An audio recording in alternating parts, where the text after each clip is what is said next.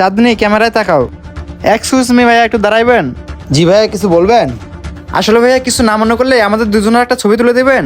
আরে কেন কিছু মনে করবো, দেন ছবি তুলে দিই। ভালো হয়েছে লোকটাকে পেয়ে। আচ্ছা ঠিক আছে, নেন। দি ওনাদের দুইটা ছবি তুলে। হ্যাঁ প্লিজ, আপনি একটু সুন্দর করে ছবি তুলেন। আরে মেয়েটা দেখি ইশারা করলো। ঠিক আছে ম্যাডাম, আমি বুঝতে পারছি। মানে কি বলতে চাচ্ছেন আপনি? আসলে ভাইয়া ম্যাডাম আমাকে কি বলছে আমি বুঝতে পারছি। সত্য কথা বলতে একসময় আমি ফটোগ্রাফ ছিলাম অনেক বড়, এখন আমি অনেক কাজে ব্যস্ত থাকি, তো তাই সব ছেড়ে দিছি। তো ম্যাডাম যখন আমাকে বললো সুন্দর করে ছবি তুলতে, তখন আমি বুঝতে পারছি ম্যাডাম ছবি তোলার অনেক পাগল। ও আচ্ছা, তাহলে এই ঘটনা।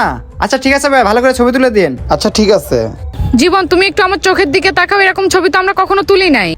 এই চান্সে ফোন নাম্বারটা দিয়ে দিই ছেলেটা দেখার আগে। আর মেয়েটা অনেক চালাক। আরে কি বলতেছো চাঁদনি? তোমার চোখের দিকে তাকালে না আমার লজ্জা লাগে। আর ভাইয়া আপনি কিন্তু মেট্রো রেল সহকারে নিন। হ্যাঁ ভাইয়া, মেট্রোটা অনেক সুন্দর লাগতেছে। রেডি, পোজ দেন। হ্যাঁ, ছেলেটা বোকা আসলে। আচ্ছা ঠিক আছে ভাই, সমস্যা নেই, ভালো করে তুললেন। যাই হোক, আজকে ভালো করে পোজ দিয়ে চাঁদনির সাথে ছবি তুলতে হবে। আর মাত্র দুইটা নাম্বার, এই তো দেওয়া শেষ। হ্যাঁ ভাইয়া, সুন্দর হচ্ছে। একটু ওদিকে ঘুরুন, ওদিকে। আচ্ছা ঠিক আছে ভাইয়া। তাড়াতাড়ি লেখো, পাগল নাকি? আচ্ছা আচ্ছা, দিচ্ছি। তাড়াতাড়ি দিয়ে। এই তো হয়ে গেছে। ভাইয়া হইছে? হ্যাঁ হয়েছে। মেয়েটাকে ইশারা করে বলে দিই। ভাইয়া এই নেন মোবাইলটা। আচ্ছা ঠিক আছে ভাইয়া। জীবন নেওয়ার আগে ফোনটা আমি নিয়ে নেই।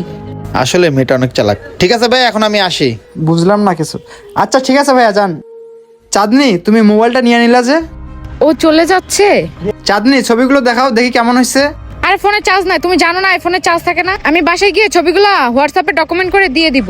আরে চাঁদনি, আমাকে একটু দেখাও না, দেখি ছেলেটা কেমন ছবি তুললো। কতদিন পর মেট্রো রেলে আসলাম, দেখি ছবিগুলো কেমন হয়েছে, ফেসবুকে আপলোড দেবো। যদি ভালো না হয় তাহলে আবার অন্য কাউকে দিয়ে ছবি তুলে নেবো। আরে জীবন, বলছি না ফোনে চার্জ নাই, বাসায় গিয়ে সব ছবিগুলো দিয়ে দিব। চলো তো এখান থেকে চলে যাই। চাঁদনি, একবার ছবিগুলো দেখাও না, দেখি কেমন উঠছে। আরে জীবন, আমি তোমার পাশে দাঁড়ায় আছি, তুমি আমাকে সময় না দিয়ে তুমি বারে ছবি ছবি বলতেছো। বাই দ্য ওয়ে, তোমার ছবি লাগবে না, আমি তোমার সাথে আর ঘুরবো না। আমি বাসায় যে চার্জে লাগাই তোমাকে ছবিগুলো সব দিয়ে দিব, তখন মন ভরে দেখিও।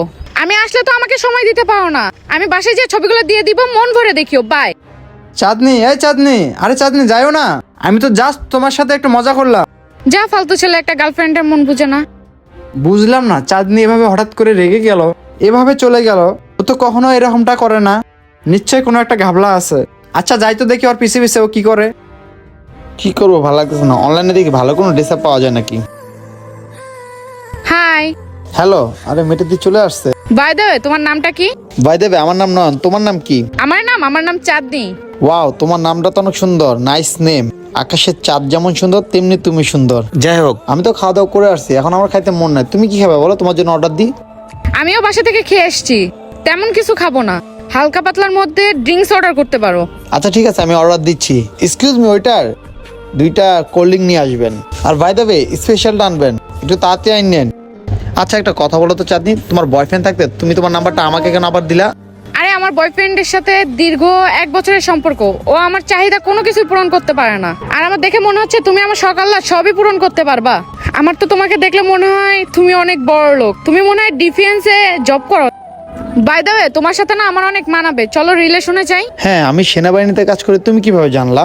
তোমাকে দেখলেই বোঝা যায়, তোমার যে চুলের কাটিং এগুলা সেনাবাহিনীরা দেয়। তুমি কি আমার সাথে রিলেশনে যাবা? শুনো, তুমি আমার বয়ফ্রেন্ড হয়ে যাবা, আমি তোমার গার্লফ্রেন্ড হয়ে যাব। হ্যাঁ, আমাদের দুইজনকে অনেক সুন্দর মানাবে। তুমি আসার সময় যে ব্ল্যাক কালার গাড়িটা নিয়ে আসছো না, ওইটা আমার অনেক পছন্দ। আর ওইটা না তোমার সাথে অনেক স্যুট করে। তো আমরা দুজন তো এখন গার্লফ্রেন্ড বয়ফ্রেন্ড হয়ে গেছি, তো এখানে বসে থেকে এখন কি লাভ? চলো দুজন মিলে কক্সবাজার লং ড্রাইভে। আচ্ছা চলো যাই। তার মানে ওরা দুজন এখানে এসেছে। এই যে স্যার, আপনাদের সফট ড্রিঙ্কস। আরে জীবন এখানে? আরে চাঁদনির বয়ফ্রেন্ড দেখি। এবার মজা বুঝবা তোমরা দুজন। আরে জীবন, তুমি এখানে? হ্যাঁ আমি এখানে। কেন, আমাকে দেখে কি চমকে গেলা? বুঝলাম না, এই ছেলেটা এখানে কিভাবে আসলো? চাঁদনি, তুমি এটা ভাবতেছো আমি এখানে কিভাবে আসলাম?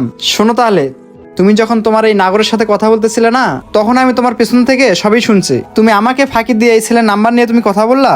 আর তোমরা দুইজন যে এই কফি হাউসে দেখা করতে আইবা, ওইটা আমি শুনে ফেলছি। হ্যালো। হ্যাঁ, কি অবস্থা? চিনছো আমাকে? কেন চিনবো না, তোমার কোকিলের কণ্ঠ আমি কিভাবে ভুলে যাই? কিছুক্ষণ আগে তো তুমি তোমার নাম্বারটা আমাকে দিলা। আচ্ছা আসো দেখা করি। দেখা করবো? আচ্ছা ঠিক আছে, মেট্রোলের সাইডে যে নতুন একটা রেস্টুরেন্ট দিচ্ছেন ওইখানে আমি আসি, চলে আসো। আচ্ছা আচ্ছা ঠিক আছে, আসো। তুমি 10টা মিনিট বসো, আমি আসতেছি। ওকে, তাড়াতাড়ি আসবা। আচ্ছা বাই। আজকে ওর পিছে পিছে যাবো, ওকে আজকে হাতে নাতেই ধরবো।